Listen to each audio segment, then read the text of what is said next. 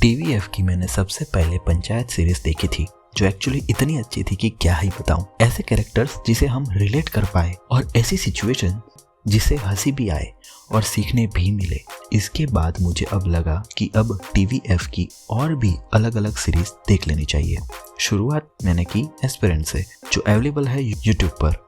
जी हाँ, फ्री में बिल्कुल। पहला एपिसोड थोड़ा बोरिंग जा रहा था, लेकिन अचानक एंट्री हुई संदीप भैया की और मैं वापस फोकस में आ गया सीरीज की कहानी यूपीएससी के एस्पिरेंट के इर्द गिर्द घूमती है, ओल्ड राजेंद्र नगर के। इसमें 3 दोस्त हैं जिन्होंने पास्ट में यूपीएससी की तैयारी साथ में की थी और अब वो प्रेजेंट में अलग हो चुके हैं। एक टीचर, एक बिजनेसमैन और एक आईएएस बन चुका है। कैसे इनकी लाइफ टर्न्स लेती है और कैसे प्रेजेंट में ये एक हो पाते हैं या नहीं, बस यही कहानी है एस्पिरेंट्स की। सो आइए बात कर लेते हैं इसके कुछ प्लस पॉइंट्स के बारे में।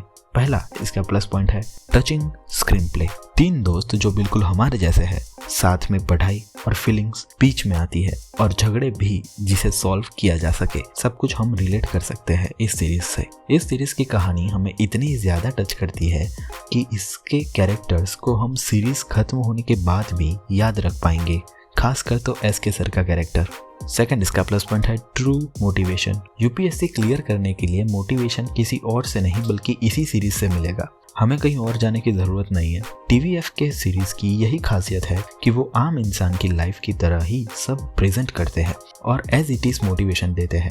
मैं आज भी अगर कहीं टेंस हो तो संदीप भैया पहले याद आएंगे मुझे। थर्ड इसका प्लस पॉइंट है अमेजिंग परफॉर्मेंसेस।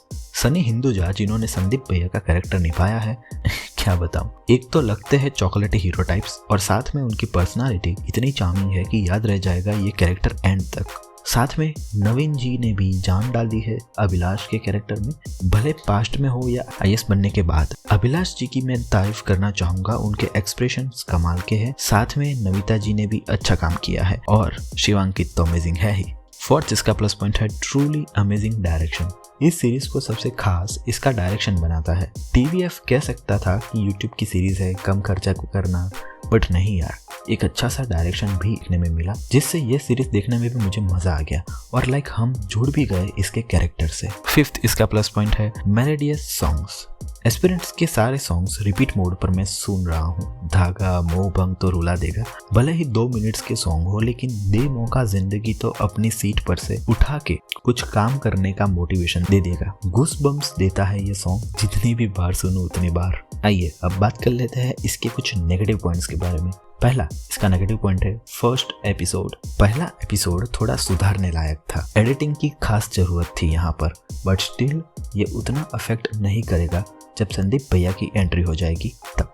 क्रिटिक्स और ऑडियंस दोनों दीवानी है इस सीरीज के पीछे। ये रिव्यू उन मेरे जैसे लोगों के लिए है जिन्होंने अभी तक इस सीरीज को नहीं देखा है। सो मेरा रिव्यू है 4.5 आउट ऑफ 5।